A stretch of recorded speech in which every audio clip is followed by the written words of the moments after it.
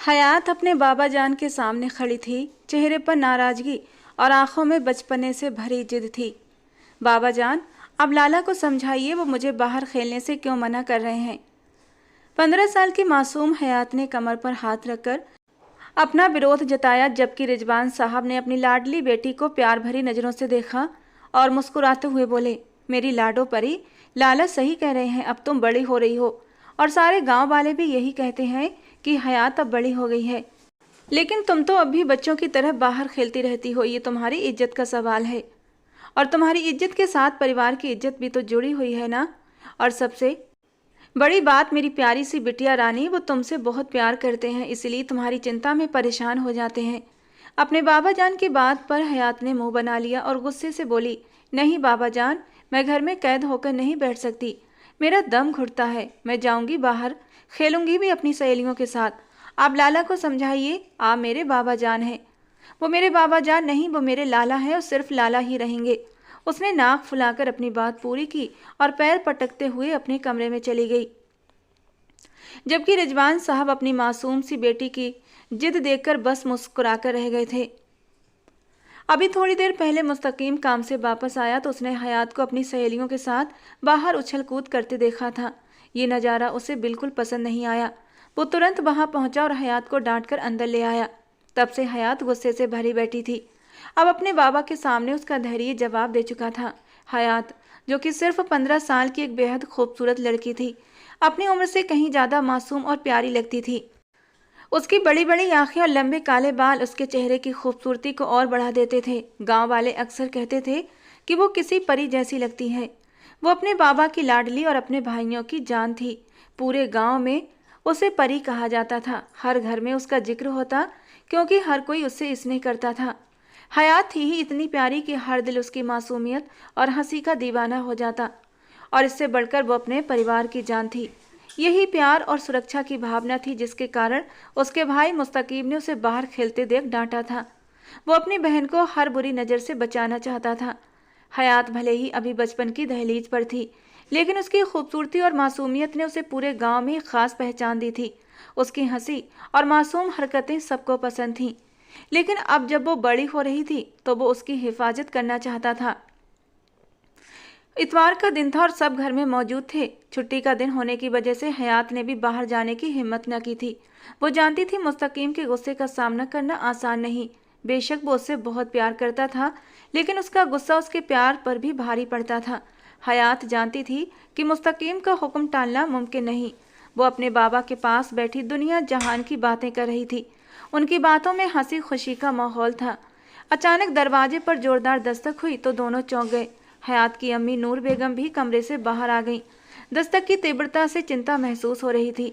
रिजवान साहब दरवाजे की तरफ बढ़े। उनके दिल में एक अजीब सा शक पैदा हो रहा था। उन्होंने दरवाजा खोला तो सामने गांव का एक आदमी शैदा घबराया हुआ खड़ा था। उसकी सांसें फूली हुई थीं और चेहरे पर डर साफ झलक रहा था। रिजवान भाई, मुस्तकीम ने बड़ी हवेली के लड़के को मार दिया है, शैदा ने घबराए हुए लहजे में कहा। अब आप लोगों में से कोई नहीं बचेगा। उसने शहबाज खानजादा के छोटे भाई का कत्ल कर दिया है। मुस्तकीम तो गया, अब आप लोग भी अपनी खैर मनाइए। या अल्लाह, अब हमारे गांव पर कहर टूटेगा। आपके लड़के ने हमारी ज़िंदगी बर्बाद कर दी, क्योंकि बड़ी हवेली वाले अब अपना कहर गांव वालों पर बरसाएंगे। ये कहकर शैदा तेजी से वहां से चला गया। रिजवान साहब शैदा की बातें सुनकर सन्न रह गए। वो अब इस बात से जमे खड़े थे। उनके दिमाग में ढेरों सवाल घूम रहे थे, लेकिन जुबान से एक शब्द भी नहीं निकला। मुस्तकीम ने ये क्या कर दिया? क्या शैदा जो कह रहा था वो सच था? क्या सच में मुस्तकीम ने बड़ी हवेली के लड़के की जान ले ली? ये ख्याल उनके दिलो दिमाग में गूंज रहा था।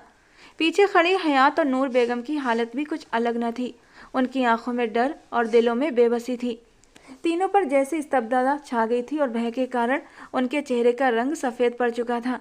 शहबाज खानजादा गांव का सरदार और गद्दी का वारिस, जिसका दबदबा पूरे इलाके में था। उसके भाई का कत्ल कोई मामूली बात नहीं थी। पूरे गांव में एक डर की लहर दौड़ गई थी। रिजवान साहब की आंखों में आंसू थे। उनके कदम लड़खड़ाने लगे। मुस्तकीम ने ये क्या कर दिया? उन्होंने खुद से सवाल किया, लेकिन कोई जवाब नहीं मिला। नूर बेगम की हालत भी कुछ अलग न थी। वो गहरी सांसें ले रही थी, जैसे हवा के बिना दम घुट रहा हो। या अल्लाह, क्या हमारी ज़िंदगी अब बर्बाद हो जाएगी? उनके होंठों से बेख्तियार ये दुआ निकली। हयात, जो हमेशा शरारतों में मशगूल रहती थी, आज खामोश खड़ी थी। उसकी मासूमियत आज किस डरावने सच के आगे फीकी पड़ गई थी। रिजवान साहब को समझ नहीं आ रहा था कि मुस्तकीम कहाँ है। ये सवाल उनके दिल को चीर रहा था। उन्होंने अपने होश संभालने की कोशिश की और नूर बेगम की तरफ देखा, जो खामोशी से दीवार का सहारा लिए खड़ी थी। हमें मुस्तकीम को ढूंढना होगा। उन्होंने खुद को मजबूत करने की कोशिश की। गांव के लोग, जो अब तक इस खबर से बेखबर थे, जल्दी ही इस हादसे की खबर सुनकर रिजवान साहब के घर की ओर आने लगे। हर कोई जानता था शहबाज खानजादा का गुस्सा क्या कयामत ला सकता है। गांव के माहौल में एक अजीब सी घुटन थी, जो हर बीतते लम्हे के साथ बढ़ती जा रही थी। हयात, जो अपनी मासूमियत और सादगी के लिए पूरे गांव में जानी जाती थी, आज खामोशी से खड़ी थी। उसके खूबसूरत मासूम चेहरे पर डर के बादल छा गए थे। बड़ी बड़ी आंखें, जो हमेशा चमकती रहती थीं, आज आंसुओं से भरी हुई थीं। वो अपने भाई के लिए दुआ करने लगी कि किसी तरह ये मुसीबत उनके घर से दूर हो जाए। घर में हर तरफ खामोशी थी, लेकिन इस खामोशी में एक गहरी बेचैनी छुपी हुई थी। रिजवान साहब, नूर बेगम और हयात, तीनों के दिलों में एक सवाल गूंज रहा था, अब क्या होगा? समय का पहिया धीरे धीरे चल रहा था, लेकिन गांव के माहौल में एक बेचैनी थी। मुस्तकीम को तलाश किया जा रहा था, मगर वो कहीं नहीं मिल रहा था। शहबाज खानजादा ने अपने आदमियों को हुक्म दिया कि मुस्तकीम को हथकड़ी लगाकर पेश किया जाए, मगर मुस्तकीम घर में होता तो मिल जाता। रिजवान साहब ने हाथ जोड़ दिए थे और हयात अपनी माँ के पीछे छिपकर कांप रही थी। वो ये समझने से कासिर थी कि उसके घर पर ये कयामत क्यों टूट पड़ी है। पूरा गांव उनके खिलाफ हो चुका था और वजह भी गंभीर थी। मुस्तकीम ने किसी और का नहीं, बल्कि शहबाज खानजादा के छोटे भाई का खून किया था, जिसे शहबाज अपना बेटा मानता था। गांव के सरदार के भाई का कोई मामूली बात नहीं थी। पंचायत 2 दिन बाद बुलाई गई और गांव वाले फैसले के इंतजार में थे। पंचायत के लिए चारपाइयां बिछा दी गईं और लोगों की भीड़ जमा हो चुकी थी। रिजवान साहब, नूर बेगम और हयात वहां पहुंच चुके थे। सबकी नजरें उस रास्ते पर जमी थी जहां से शहबाज खानजादा की गाड़ियां आने वाली थीं। हयात अपनी बड़ी बड़ी आंखों से डरी हुई ये मंजर देख रही थी। उसे यकीन नहीं हो रहा था कि उसका भाई ऐसा अपराध कर सकता है। रिजवान साहब भीतर ही भीतर जल रहे थे। वो मुस्तकीम को पकड़कर खुद सजा देना चाहते थे। उन्होंने कई बार मुस्तकीम को समझाया था कि अपने गुस्से पर काबू रखे, लेकिन मुस्तकीम ने कभी उनकी बात नहीं मानी थी। हमेशा वो गुस्से का शिकार रहता था और आज उसका अंजाम सबके सामने था। थोड़ी देर और बीती कि अचानक 4 गाड़ियां पंचायत के पास आकर रुकीं। देखते ही देखते उन गाड़ियों से कई गार्ड हथियार लिए बाहर निकले और सबसे कीमती काली गाड़ी से 28 साल का मर्दाना पर्सनालिटी का पैकर शहबाज खानजादा नीचे उतरा। उसने सफ़ेद शलवार कमीज पहनी हुई थी और गले में मर्दाना चादर डाली हुई थी। वो मर्दाना वकार और शान का जीता जागता नमूना था। उसे देखकर किसी शहजादे का ही गुमान हो रहा था। चेहरे पर उदासी थी, लेकिन आंखों में इंतकाम की आग जल रही थी। बाल बिखरे हुए थे और कपड़ों पर सिलवटें पड़ी थीं। जो हमेशा खुद को संवार कर रखता था, आज बहुत बिखरा हुआ नजर आ रहा था। जैसे ही शहबाज पंचायत के दायरे में दाखिल हुआ, सभी लोग सम्मान में खड़े हो गए। उसने एक नज़र पूरे मजमे पर डाली और फिर नूर बेगम के पास डरी सहमी खड़ी हयात को देखकर एकदम चौंक गया। न जाने कितनी यादें थीं जो उसके दिमाग के पर्दे पर लहराने लगी थीं, और उन यादों में उसका छोटा सा भाई अरमान भी झिलमिलाने लगा था। हयात और अरमान की तस्वीर आपस में गुड़मुड़ होने लगी थी। अगले ही पल शहबाज खान की आंखों में एक चमक आई थी और होठों पर एक हल्की मुस्कान उभरी। अचानक ऐसा लगा जैसे उसके दिमाग में कोई योजना बन गई हो। कुछ सोचकर जैसे वो शांत हो गया था।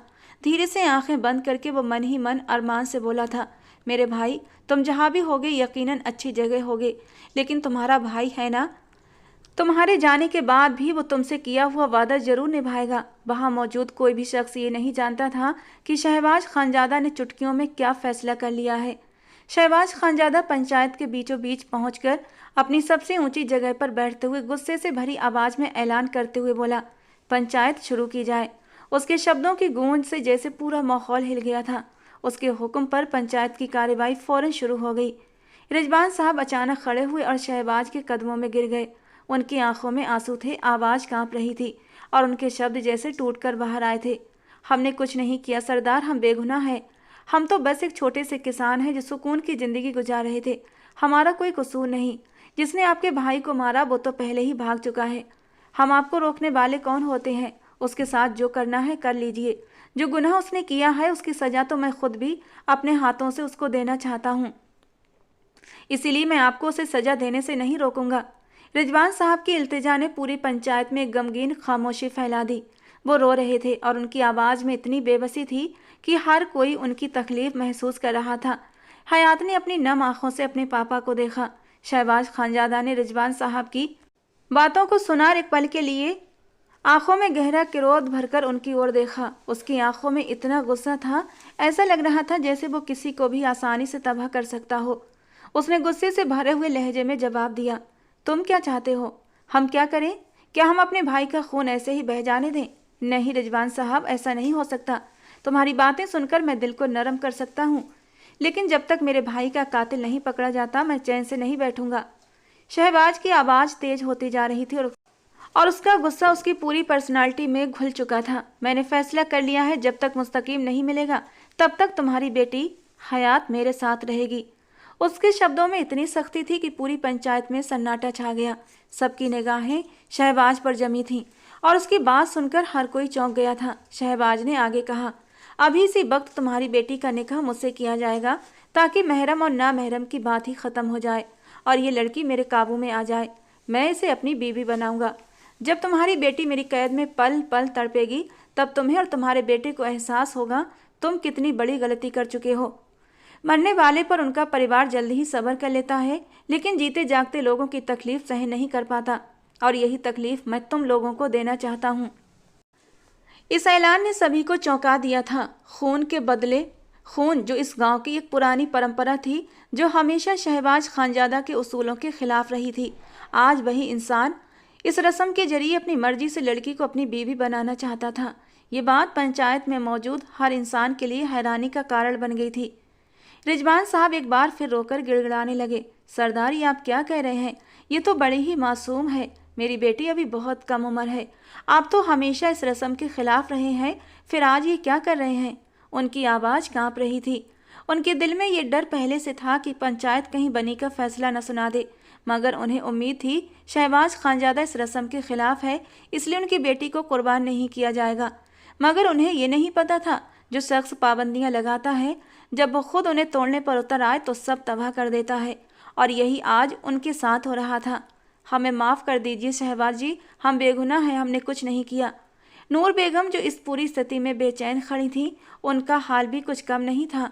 आंखों में आंसू थे और वो कांपती हुई आवाज़ में बोली, सरदार खानजादा, हम आपसे एक इल्तिजा करते हैं, हमारी बेटी को बख्श दीजिए, हमें इस जिल्लत और रुसवाई से बचा लीजिए। वो बच्ची अभी नादान है, उसे कुछ समझ नहीं है, वो हमारे लिए बहुत कीमती है, आप उस पर ये जुल्म मत कीजिए सरदार। नूर बेगम की आवाज़ में इतना दर्द था कि वहाँ मौजूद किसी भी इंसान का दिल बेपरवाह नहीं रह सकता था। दूसरी तरफ हयात का चेहरा दर्द से सफ़ेद पड़ चुका था, वो कांप रही थी। उसकी आंखों में ऐसा खौफ था जैसे वो किसी भी वक्त बेहोश हो जाएगी। आंखों में गहरी बेचैनी थी, हाथ थरथरा रहे थे और वो अपनी माँ के पीछे छिपने की कोशिश कर रही थी, मगर उसके अंदर बसे डर से कोई बच नहीं सकता था। उसे एहसास हो चुका था अब उसका वजूद कभी भी शहबाज की मिल्कियत बन सकता है।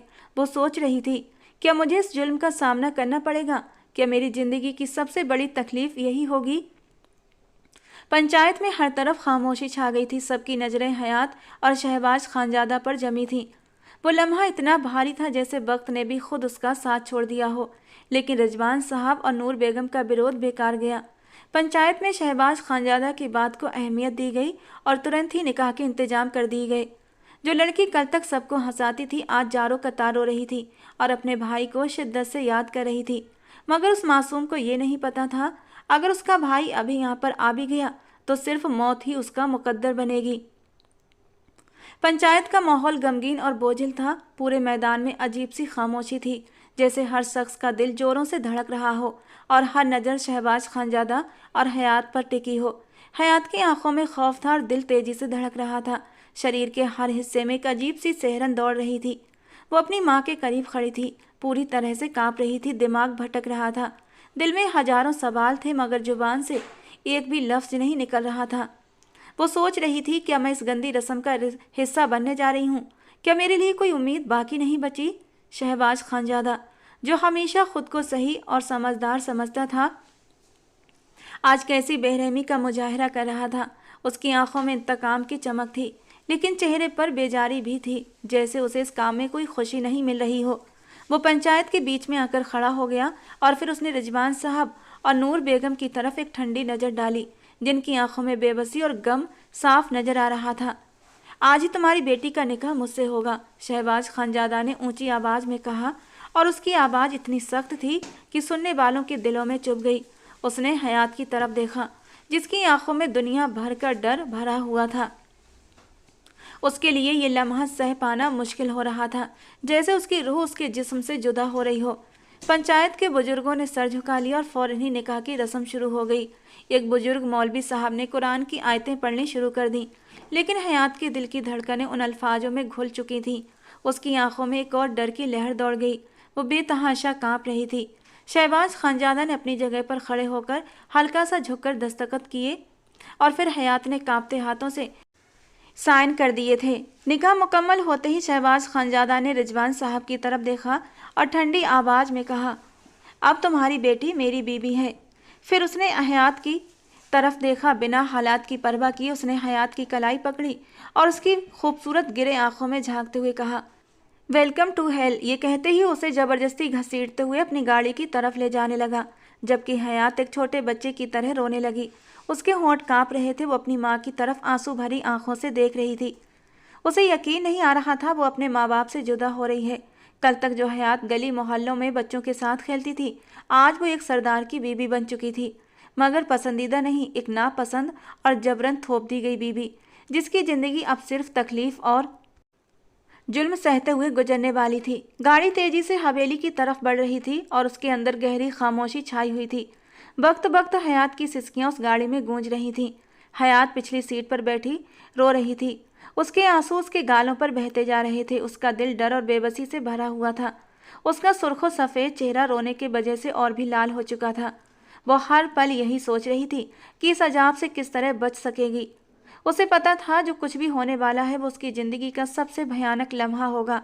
शहबाज खानजादा खामोशी से सामने देख रहा था, जैसे कुछ सोच रहा हो या फिर शायद कुछ महसूस ही न कर रहा हो। उसके चेहरे पर गंभीरता और बेजारी की अजीब सी झलक थी, लेकिन आंखों में एक अजीब सा खालीपन भी था।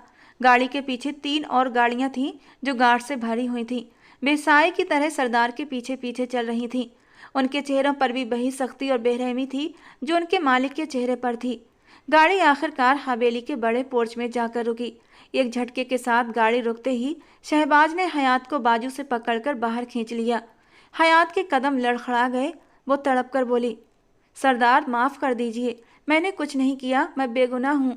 आप तो बेगुनाह को सज़ा नहीं देते, आप तो बहुत अच्छे हैं, फिर आज मुझे सज़ा कैसे दे दी? उसकी आवाज़ में बेतहाशा दर्द था, आंखों में इल्तिजा थी और लहजे में मासूमियत थी।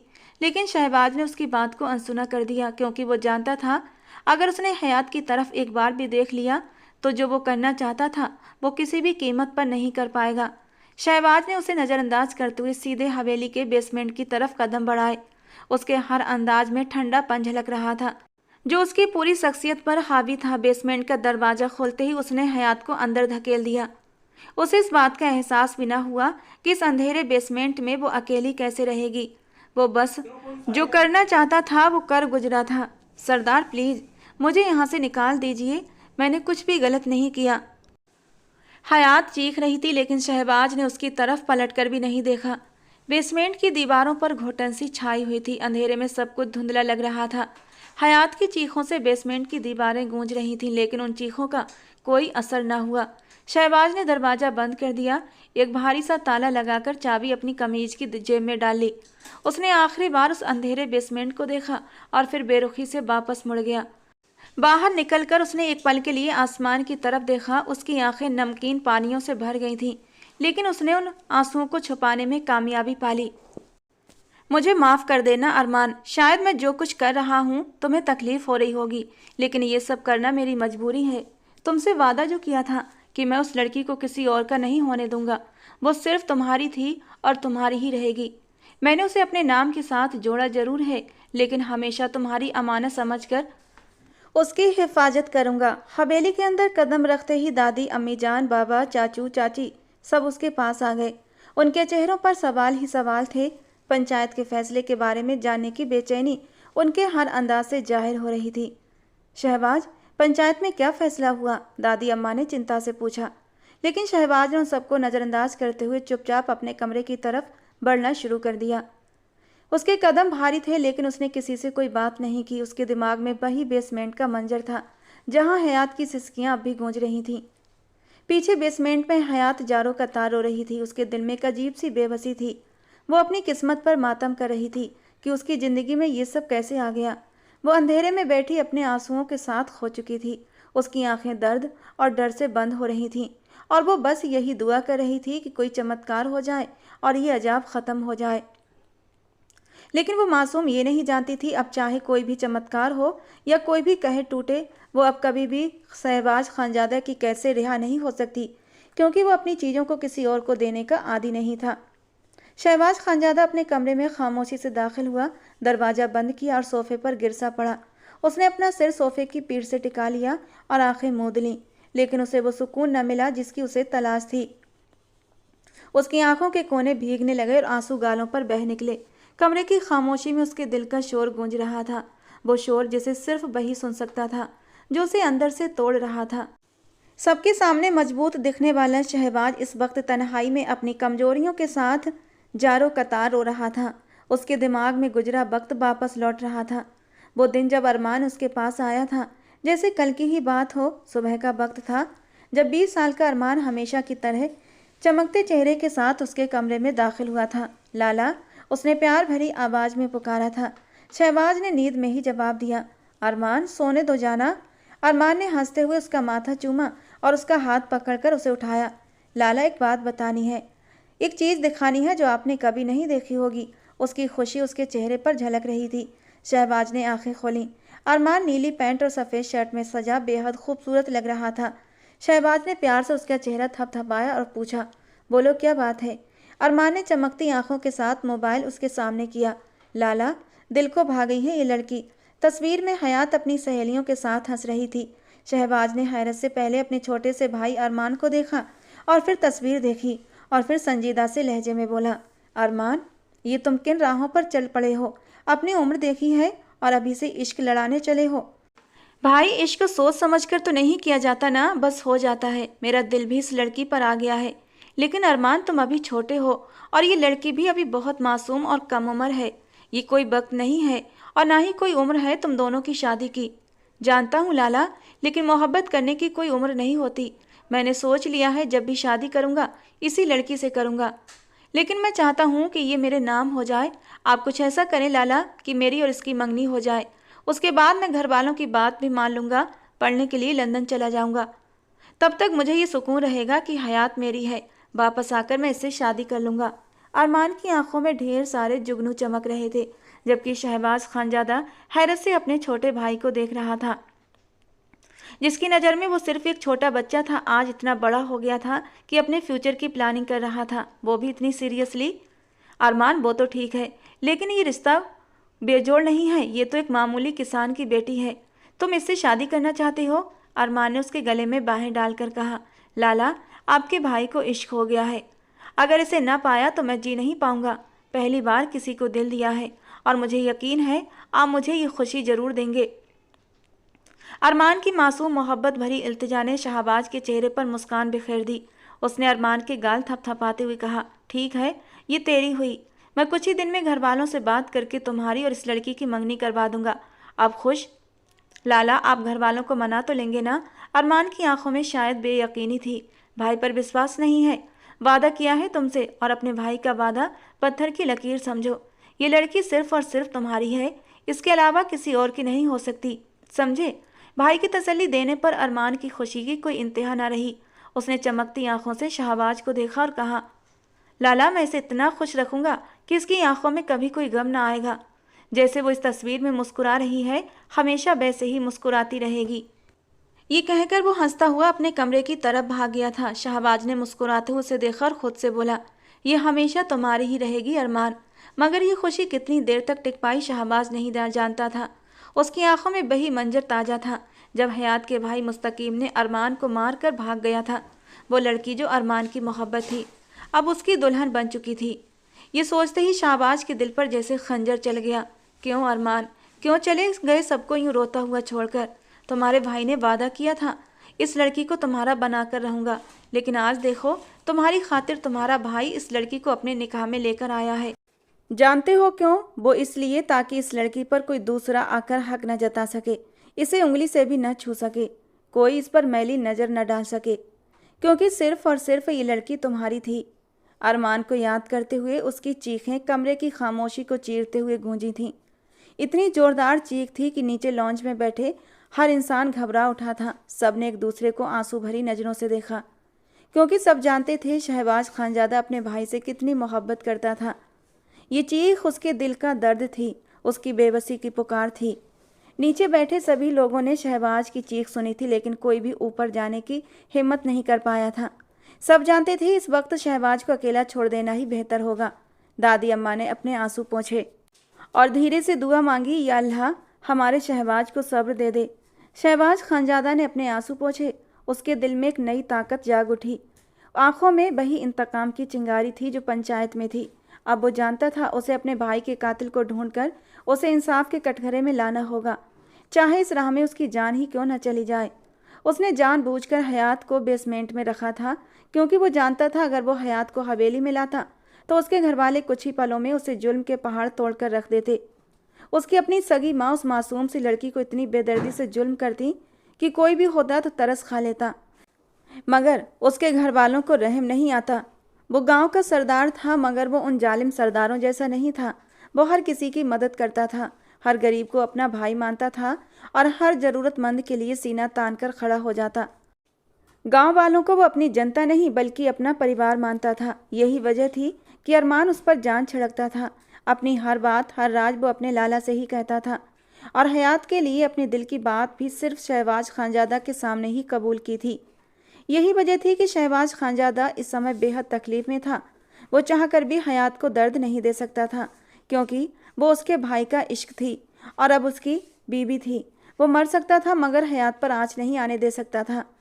रात के गहरे सन्नाटे में शहबाज खानजादा अपने कमरे में लंबा वक्त गुजारने के बाद आखिरकार रात 8 बजे के करीब घर से बाहर निकला और फार्म हाउस की तरफ रवाना हो गया। लेकिन उसे अंदाजा भी नहीं था कि उसके जाते ही हयात पर क्या कयामत टूटने वाली थी। शहबाज के निकलते ही रुबीना बेगम यानी उसकी माँ अपने कमरे से बाहर निकली। उनके हाथ में बेसमेंट के ताले की डुप्लीकेट चाबी थी। नौकरों ने उन्हें पंचायत के फैसले की खबर सुना दी थी। उन्होंने अपनी चादर ठीक की और 2 नौकरानियों के साथ सीधा बेसमेंट की ओर बढ़ गईं। उनकी आंखों में एक अजीब सी चमक थी, जैसे वो कोई बड़ा कदम उठाने जा रही हों। बेसमेंट के दरवाजे पर पहुंचकर उन्होंने नौकरानी को चाबी थमाई और हुक्म दिया कि ताला खोल दिया जाए। ताले के खुलने की आवाज़ बेसमेंट में गूंजी तो हयात, जो दीवार से टिकी बेसुध बैठी थी, अचानक होश में आ गई। रुबीना बेगम ने तुरंत लाइट जलाने का हुक्म दिया। पल भर में बेसमेंट रोशनियों से भर गया। रुबीना बेगम रौब से अंदर दाखिल हुई। उनके कदमों की गूंज हयात के दिल को हिला रही थी। हयात घबराकर दीवार का सहारा लेकर खड़ी हो गई। उसके बाल बिखरे हुए थे, चेहरे पर आंसुओं के निशान साफ दिख रहे थे, आंखें सूजी हुई थीं और पूरा शरीर कांप रहा था। वो इतनी डरी हुई थी जैसे किसी बड़े तूफान के आने का इंतजार कर रही हो। रुबीना बेगम उसके बिल्कुल सामने आकर रुक गई। हयात को समझ पाती या कुछ बोलती उससे पहले ही रुबीना बेगम का एक जोरदार थप्पड़ उसके चेहरे पर पड़ा। हयात लड़खड़ा गई। रुबीना बेगम ने उसके बालों को जोर से पकड़ लिया और चीखते हुए बोली, तू क्या समझी थी? अगर तुझे इस बेसमेंट में कैद कर दिया गया तो तू बच जाएगी। मैं तुझे नहीं छोड़ूंगी। तेरे भाई ने मेरे बेटे को मुझसे हमेशा हमेशा के लिए दूर किया है। इतनी आसानी से तुझे जाने नहीं दूंगी। हयात की चीखें बेसमेंट में गूंजने लगीं। वो रुबीना बेगम के पैरों में गिरकर दया की भीख मांगने लगी। अल्लाह के लिए रहम करें, मैं बेगुनाह हूँ। मगर रुबीना बेगम के दिल में बदले की आग धधक रही थी। मार के साथ साथ हयात की चीखें और तेज होती गईं, लेकिन रुबीना बेगम को रहम न आया। जब उन्हें लगा कि अगर और मारा तो हयात सह नहीं पाएगी, तब जाकर वे रुकीं। उन्होंने हयात को बालों से खींचते हुए कहा, जब तक तुझे तड़पाऊंगी नहीं मुझे चैन नहीं मिलेगा। तेरा भाई मेरे बेटे को छीन कर भागा था, अब मैं तुझे ऐसे तड़पाऊंगी जैसे वो तड़पा था। ये कहते ही उन्होंने हयात को एक आखिरी टोकर मारी और गुस्से में बेसमेंट से बाहर चली गईं। पीछे पीछे नौकरानियों ने बेसमेंट का दरवाज़ा बंद कर दिया। हयात ज़मीन पर पड़ी कर दर्द से करा रही थी। उसके जिस्म पर जख्मों के निशान थे, दिल में खौफ था और आंखों में आंसू। वो अपनी तकदीर पर रो रही थी। उसे नहीं पता था अभी और कितने दुख सहने बाकी थे। रात के घने अंधेरे में शहबाज खानजादा तेजी से हवेली की तरफ बढ़ रहा था। दिल में एक अजीब सी बेचैनी थी और दिमाग में बस एक ही ख्याल घूम रहा था, रुबीना बेगम ने क्या किया होगा। जब वो फार्म हाउस में बैठा सिगरेट सुलगा रहा था तभी एक फ़ोन कॉल ने उसे फ़ौरन हवेली लौटने पर मजबूर कर दिया था। उसके नौकरों ने सब बता दिया था कि मालकिन अभी अभी बेसमेंट में गई थी और वहाँ से हयात के रोने की आवाज़ें आ रही थीं। ये खबर सुनते ही शहबाज को लगा जैसे उसका दिल धड़कना बंद कर देगा। उसे ही सुनकर बहुत तकलीफ हुई थी। वो जिस चीज़ से डर रहा था वही हो चुकी थी। गाड़ी के टायरों की तेज चरमराहट के साथ वो हवेली के पोर्च में पहुंचा। बिना किसी देर के वो सीधे बेसमेंट की ओर भागा। दिल में बेचैनी बढ़ती जा रही थी। जैसे ही बेसमेंट का दरवाज़ा खुला उसकी नज़रें हयात पर पड़ी, जो ज़मीन पर सिकड़ी सिमटी बैठी थी और आंसू बहा रही थी। किसी की मौजूदगी का एहसास होते ही हयात ने अपना सिर उठाया और सामने देखा। फिर डरी हुई नज़रों से शहबाज को देखने लगी। शहबाज की निगाह उसके चेहरे के जख्मों पर गई, जहाँ चोटों और खून के निशान साफ दिख रहे थे। दिल में एक अजीब सा दर्द उठा। वो उसकी तरफ बढ़ा मगर हयात डरकर पीछे हट गई और कोने में सिमट गई। सरदार, मैंने कुछ नहीं किया, खुदा के लिए मुझे माफ़ कर दीजिए। वो हाथ जोड़कर गिड़गिड़ाने लगी। शहबाज एक पल के लिए रुका मगर फिर दोबारा आगे बढ़ा। जब वो हयात के करीब पहुंचा तो हयात डर से अपना चेहरा घुटनों में छुपा गई। तभी अचानक शहबाज ने अपना रुमाल निकाला और फिर बड़ी नरमी से उसके होठों से खून साफ करने लगा। उसका दिल बेचैन था मगर चेहरे पर सुकून का नकाब था। हयात ने आंसू भरी नज़रों से उसकी ओर देखा। वो हैरान थी। जिससे वो डर रही थी वही उसके जख्मों पर मरहम लगा रहा था। आप तो मुझसे बदला लेने के लिए यहाँ लेकर आए थे ना, तो फिर आप मेरी मदद क्यों कर रहे हैं? हयात की आवाज़ कांप रही थी। शहबाज ने चुपचाप उसके बिखरे बालों को संवारा और उसके माथे पर हल्का सा बोसा दिया। हयात आश्चर्य और उलझन के साथ उसे देखती रही। वो कुछ कहती इससे पहले ही शहबाज ने बिना कुछ बोले उसे अपनी बाहों में उठा लिया और बेसमेंट से बाहर निकल आया। हयात अविश्वास से शहबाज के चेहरे को देख रही थी। उसे इस हरकत की उम्मीद बिल्कुल भी नहीं थी। रात की गहरी खामोशी में शहबाज उसे लेकर अपने कमरे की तरफ बढ़ा। उसकी गोद में सिमटी हयात चुपचाप उसके चेहरे को देख रही थी, जैसे उसकी आंखों में अनगिनत सवाल उमड़ रहे थे। कमरे में पहुंचकर शहबाज ने उसे सोफे पर बिठाया और खुद फर्स्ट एड बॉक्स लेकर उसके जख्मों की तरफ बढ़ा। हयात ने कांपते हाथों से शहबाज का हाथ पकड़ लिया। आप मुझ पर रहम कर रहे हैं, मगर क्यों? शहबाज ने एक पल के लिए उसकी बात सुनी, फिर धीरे से उसका हाथ छोड़ा और जख्मों पर मरहम लगाने लगा। छोटे बच्चे ज़्यादा बात नहीं करते और बड़ों की बातें आराम से मान लेते हैं, वही अच्छे बच्चे होते हैं। अभी आराम करो, सुबह बात करेंगे, उसने नरमी से कहा। मरहम लगाने के बाद शहबाज ने हयात को फिर से बाहों में उठाया और प्यार से बिस्तर पर लिटा दिया और उसके ऊपर कंबल डाल दिया। जैसे ही वो उठने लगा हयात ने उसका हाथ पकड़ लिया। आप मेरे साथ इतना अच्छा व्यवहार। शहबाज ने हल्की मुस्कान के साथ उसके होठों पर उंगली रख दी और उसे चुप रहने का इशारा किया। कोई भी बात नहीं करनी, चुपचाप सो जाओ, तुम्हारी तबीयत ठीक नहीं है ना? ये कहते हुए शहबाज ने कमरे की लाइट बुझा दी। फिर वो खामोशी से अपने स्टडी रूम की ओर चला गया, दिल में एक तूफान लिए हुए मगर चेहरे पर वही सुकून का नकाब था। पीछे लैंप की रोशनी बुझते ही हयात भी धीरे धीरे नींद की गहराइयों में समा गई।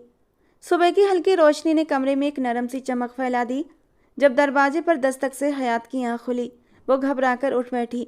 दिल में एक अजीब सी बेचैनी उठी। दरवाजे के बाहर किसी औरत की तेज आवाज़ ने उसकी घबराहट को और बढ़ा दिया। हयात ने घबराकर दरवाजे की ओर देखा कि तभी अचानक शहबाज खानजादा, जो अभी बिना शर्ट के था, अपने स्टडी रूम से बाहर आया।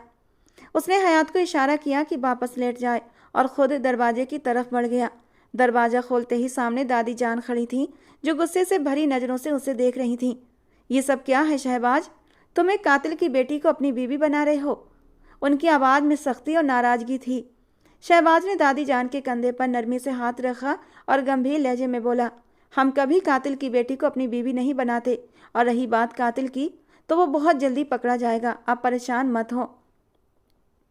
मैं अपने भाई का बदला लेना अच्छे से जानता हूँ। आप नीचे जाइए और नाश्ते का इंतजाम करवाइए और ख़ासकर अम्मी जान को बुलाने का हुक्म दीजिए कि ये आदेश खुद सरदार का है। शहबाज के लहजे में ऐसा अधिकार था कि दादी जान, जो बहस करने के इरादे से आई थी, चुप हो गईं। उन्हें पता था कि सरदार के आदेश को टालना मुमकिन नहीं था। उन्होंने सिर हिलाया और वापस मुड़ गईं। उनके जाते ही शहबाज ने गहरी सांस ली और कमरे में लौट आया। सामने ही बेड पर हयात डरी सिमटी बैठी थी। उसे इतना डरा हुआ देखकर उसके चेहरे पर एक नरम मुस्कान आई थी और वो उसके सामने ही बेड पर बैठ गया। इतना डर क्यों रही हो? मैं हूं ना, तुम्हें कोई कुछ नहीं कहेगा। चलो नीचे चलते हैं, उसने नरमी से कहा और खुद वॉशरूम चला गया। हयात उठी, मगर उसके पूरे शरीर में दर्द की लहर उठी थी। रुबीना बेगम की मार का असर उसके चेहरे हाथों पर साफ झलक रहा था। कुछ देर बाद शहबाज तैयार होकर बाहर आया। उसने काली शलवार कुर्ता और कंधे पर स्किन कलर की एक शॉल डाल रखी थी। जाओ मुंह धो लो, फिर हम नीचे चलेंगे। सबको पता चलना चाहिए कि तुम मेरी कौन हो, शहबाज ने आम से लहजे में कहा। मगर हयात का दिल जोर जोर से धड़कने लगा। उसने घबराहट छुपाते हुए वॉशरूम की तरफ कदम बढ़ाए। आईने में खुद को देखते हुए हयात ने सोचा, दुनिया में कुछ लोग बुरे होते हैं, लेकिन कुछ अच्छे भी होते हैं, और जो अच्छे होते हैं वो अपनी अच्छाई को एक नकाब में छुपा कर रखते हैं। उसके चेहरे पर एक हल्की सी मुस्कान आई थी, जैसे उसे शहबाज की शख्सियत में एक पनाह मिल गई हो। वापस आकर उसने देखा शहबाज सोफे पर बैठा उसका इंतजार कर रहा था। जैसे ही वो बाहर आई, शहबाज उठकर खड़ा हुआ और न जाने किस भावना में उसने नरमी से हयात के बिखरे बालों को संवारना शुरू कर दिया। हयात झेंप गई और धीरे से बोली, मैं खुद कर लूँगी। मगर शहबाज ने कुछ नहीं कहा। उसने खुद ही उसके बाल ठीक कर दिए और फिर उसकी कलाई पकड़कर नीचे की ओर बढ़ गया। हयात ने तुरंत अपना दुपट्टा सही किया और डाइनिंग टेबल पर जैसे ही शहबाज और हयात कमरे में दाखिल हुए, सारे घर के बड़े खड़े हो गए। हयात ने डरी हुई नज़रों से इधर उधर देखा और जब उसकी नज़र रुबीना बेगम पर पड़ी तो उसका जिस्म कांपने लगा। उसे लगा जैसे वो मौत के दरवाजे पर खड़ी हो। शहबाज ने नरमी से हयात की कलाई थामी और उसकी आंखों में देखा, जैसे यकीन दिला रहा हो कि वो यहाँ महफूज है। रुबीना बेगम की आंखें हयात पर जमी थी, मगर शहबाज के सामने कुछ कहने की हिम्मत नहीं हुई। शहबाज ने एक ठहराव भरी आवाज़ में कहा, हयात अब इस घर का हिस्सा है और कोई इसे तकलीफ नहीं देगा। उसके शब्दों से पूरे कमरे में गहरी खामोशी छा गई। हयात ने खुद को शहबाज के करीब महसूस किया, जैसे वो एक मजबूत दीवार हो जो उसके हर दर्द से उसे बचा सकती हो। गुस्से से कांपती रुबीना बेगम अचानक गुस्से से चिल्लाई, अपने भाई के कातिल की बहन को तुम इस घर का हिस्सा बना रहे हो? शहबाज, तुम्हें पता भी है कि तुम क्या कह रहे हो? उनका लहजा गुस्से से कांप रहा था। जब अचानक शहबाज की नज़रें उनसे टकराईं, उसने ठंडी मगर सख्त आवाज़ में कहा, इस वक्त आप मुझसे शहबाज खानजादा के तौर पर नहीं, बल्कि सरदार शहबाज खानजादा के तौर पर बात करें। ये मेरा हुक्म है कि हयात को इस घर का हिस्सा माना जाए। अगर किसी ने उस पर गलत हाथ उठाया, चाहे वो जायज़ हो या नाजायज़, तो मैं इस इंसान को कड़ी सज़ा दूंगा, चाहे वो मेरा बाप हो, मेरी माँ हो या फिर मेरी दादी हो। पूरा हॉल सन्नाटे में डूब गया। किसी बेगुनाह को सज़ा देना मुझे नहीं सिखाया गया। मेरे दादा ने कहा था हमेशा इंसाफ से काम लेना, तभी उन्होंने ये गद्दी मुझे सौंपी थी। अगर ये गद्दी मुझे न दी होती तो आपके दिल में जो आता वो आप हयात के साथ कर सकती थीं, लेकिन अब आप कुछ भी नहीं करेंगी। ये कहकर उसने अपने पापा की ओर देखा जो चुपचाप खड़े थे। फिर वो अपनी जगह की ओर बढ़ा जहाँ घर का मुखिया बैठता था। उसके लिए अलग कुर्सी रखी गई थी। उसने अपने बराबर में हयात को बिठाया और ख़ुद उसके लिए नाश्ते की प्लेट लगाने लगा। सब लोग हैरान थे। शहबाज खानजादा, जिसने कभी अपनी प्लेट खुद नहीं बनाई थी, आज एक मामूली सी लड़की के लिए नाश्ता तैयार कर रहा था। हयात भी हैरान थी। वो समझ रही थी कि जिस तरह से रुबीना बेगम ने उस पर हाथ उठाया था, उसी तरह शहबाज भी उसे मारेगा, मगर ऐसा कुछ भी नहीं हुआ था। उसकी किस्मत कैसे अचानक बदल गई थी, उसे खुद यकीन नहीं आ रहा था। समय धीरे धीरे बीतता जा रहा था। मुस्तकीम की तलाश हर तरफ की जा रही थी, लेकिन हयात की फिक्र शहबाज खानजादा के लिए सबसे बड़ी प्राथमिकता थी। वो अब शहबाज के कमरे में ही रहती थी। वो उसके बेड पर सोती, जबकि शहबाज स्टडी रूम में जाकर सो जाता था। वो सुबह जाता और शाम को लौटता था। इस दौरान हयात ज़्यादातर उसके कमरे में ही रहती थी, क्योंकि उसे बहुत डर लगता था। आज भी वही एक आम सा दिन था। शहबाज डेरे पर बैठा हुआ था जब अचानक उसकी माँ का फ़ोन आया। उसने हैरानी से फ़ोन देखा। कई दिनों बाद उन्होंने उसे कॉल किया था। घर पर भी वो ठीक से उनसे बात नहीं कर पा रहा था। उसने कॉल रिसीव करके कान से लगाई तो दूसरी तरफ उसकी माँ की रोती हुई आवाज़ सुनाई दी। वो तुरंत बोली, तुम्हारी हयात, जिसे तुम इस घर का हिस्सा कहते हो, उसने तुम्हारी माँ का हाथ जख्मी कर दिया है। उसने कहा है कि वो मुझे इस घर से निकलवा देगी। उसका कहना है कि जब मेरा शौहर मेरे साथ है तो मैं कुछ भी कर सकती हूँ। तुम कहाँ हो शहबाज, वापस आ जाओ। अपनी माँ की तड़पती आवाज़ सुनकर जैसे शहबाज का खून खौल उठा। एक पल के लिए उसका दिमाग सुन्न हो गया। वो माँ थी उसकी, अपनी माँ की तकलीफ को वो कैसे सहन कर सकता था। लेकिन अगले ही पल वो चौंक भी गया था कि हयात ऐसा कैसे कर सकती है। वो तो बेहद मासूम थी। इन दिनों में उसने देख लिया था, वो सिर्फ 15 साल की एक भोली भाली बच्ची थी जिसे इतनी समझ और अकल भी नहीं थी। लेकिन वो कुछ सोचकर अपनी जगह से उठा और हवेली की ओर बढ़ गया। शहबाज खानजादा हवेली के अंदर दाखिल हुआ। वो सीधा बीच के हॉल में पहुंचा और जोर से गरजा, हयात फौरन यहाँ आओ। उसकी गूंजती आवाज़ ने पूरे घर में सनसनी फैला दी। हर किसी को लगा कि आज कुछ अनहोनी होने वाली है। नौकर और घर के लोग इकट्ठा हो गए। सबके दिलों में डर था कि शायद शहबाज हयात को आज सजा देने आया है। कमरे में छुपी हयात डर के मारे कांप रही थी। धीरे धीरे वो बाहर निकली। शहबाज जो हॉल में खड़ा था सामने का मंजर देखकर दंग रह गया। हयात के जले हुए हाथ और जख्मी चेहरे को देखा तो एक पल के लिए उसकी पूरी दुनिया रुक गई। उसका दिल पत्थर हो गया। आंखों में अफसोस और हैरानी थी। जो शख्स अपनी माँ के कहने पर हयात को सजा देने आया था अचानक ठहर गया।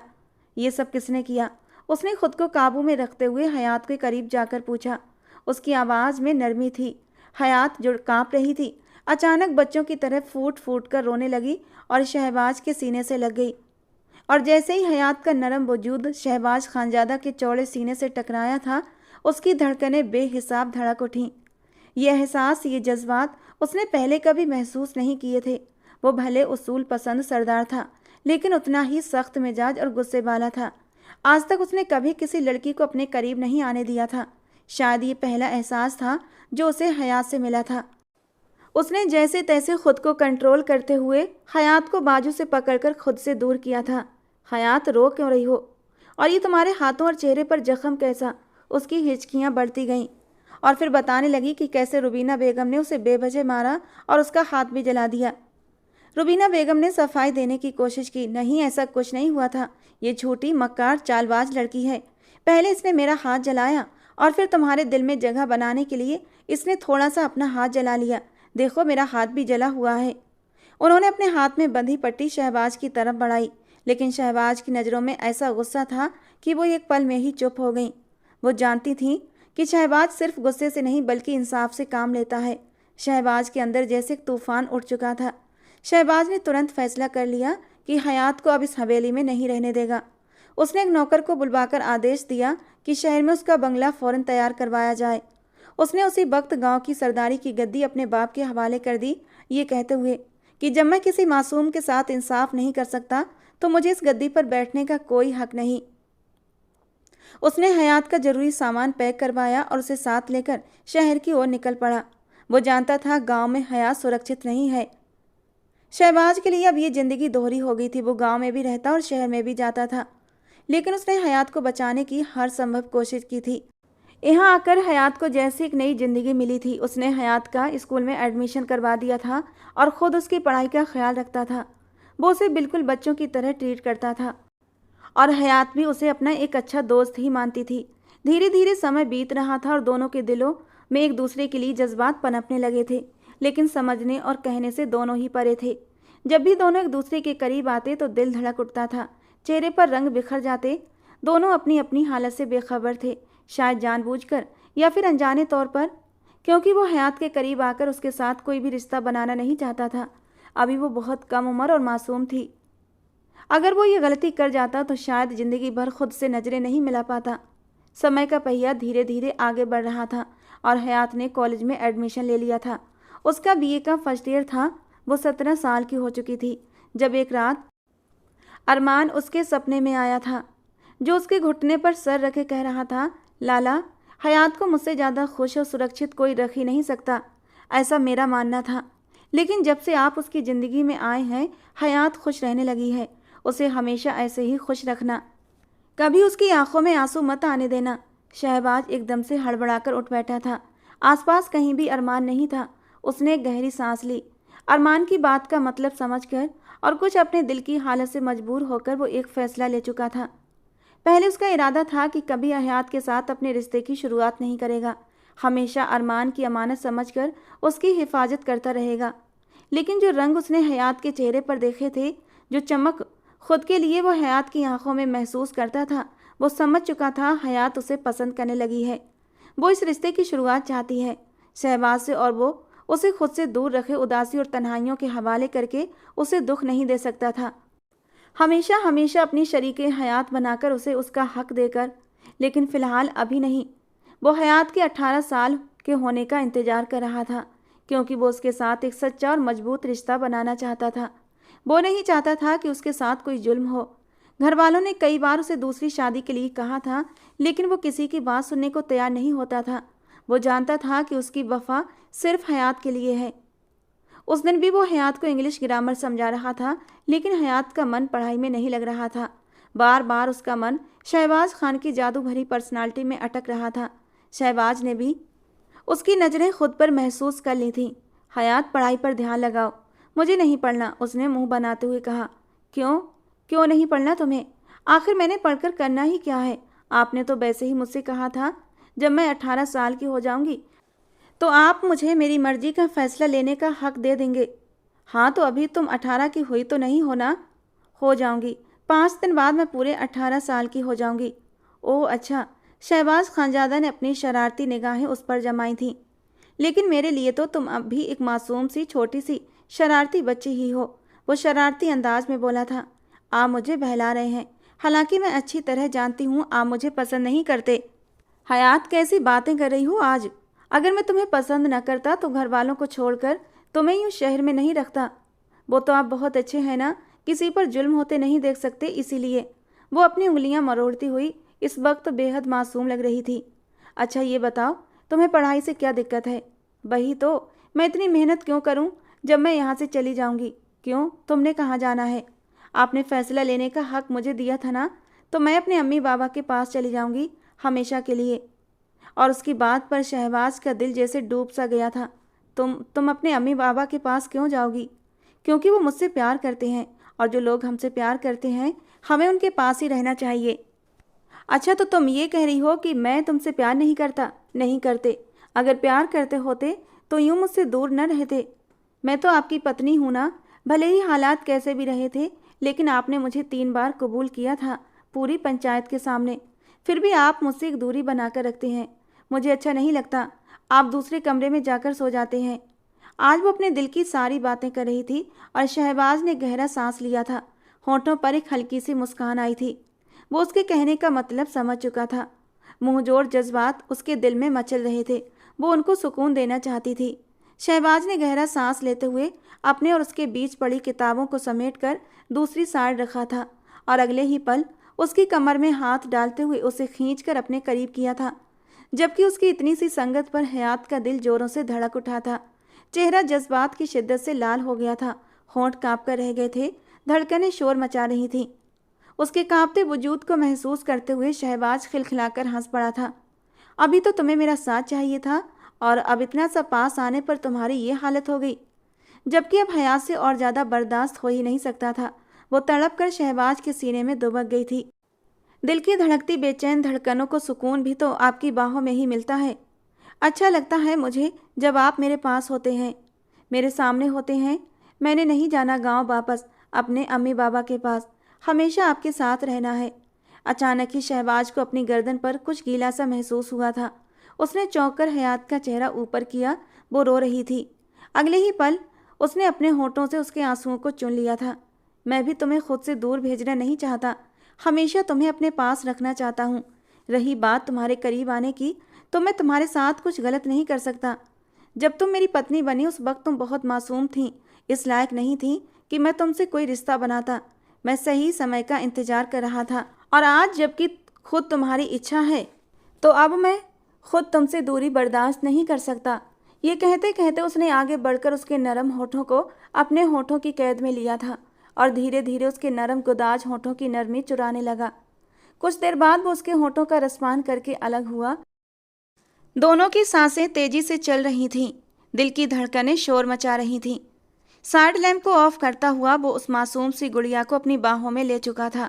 उसके नरम वजूद की नरमी को महसूस करते हुए वो अपने होंठ उसकी नरम धड़कनों पर लेकर आया था, और जब उसकी धड़कनों को उसने पर्दे से आज़ाद किया तो उस खूबसूरती को महसूस करके वो जज्बात की शिद्दत से मचल उठा था। उसने बेखुद होकर अपने होंठ उन नरम धड़कनों पर रखे थे और हयात बेचैन होकर तड़प उठी थी। होंठों से मदहोश सिसकियां निकली थीं, जो माहौल को और भी रोमांटिक बना रही थीं। धड़कनों से होता हुआ वो नीचे की तरफ जा रहा था। जज्बातों का तेज तूफान था जो दोनों तरफ से उठ रहा था। हयात भी कम बेचैन नहीं थी। शहबाज खान की मोहब्बत को पाने के लिए वो खुद बेचैन होकर शहबाज खान से लिपट गई थी। रात धीरे धीरे पिघल रही थी और दोनों की मोहब्बत अपने उरूज पर पहुंच चुकी थी। उन्होंने अपने रिश्ते की नई शुरुआत की थी और बहुत ही खूबसूरत अंदाज में की थी। उसने बहुत ही प्यार से उसे छुआ था, क्योंकि वो जानता था वो बहुत नाजुक है और वो उसे कोई तकलीफ देना नहीं चाहता था। और जब एक मर्द वफा करता है तो उसकी मिसाल दी जाती है। और आज शहबाज खान की संगत पाकर हयात पूरी हो चुकी थी। उसके तड़पते दिल को सुकून मिला था और शहबाज खान, जो पिछले 3 सालों से हयात से दूरी बनाते हुए रोज एक नई आजमाइश का शिकार होता था, आज उसमें समाकर सुकून पा चुका था। शहबाज खानजादा ने अपनी वफा की मिसाल कायम कर दी थी। वो हयात के लिए एक रहबर बन गया था, एक साया जो हर दुख दर्द से उसे बचाने का इरादा रखता था। शहबाज खानजादा ने आखिरकार मुस्तकीम की तलाश छोड़ दी थी, क्योंकि वो शख्स को क्या सजा देता जो इंसान कहलाने के लायक ही नहीं था।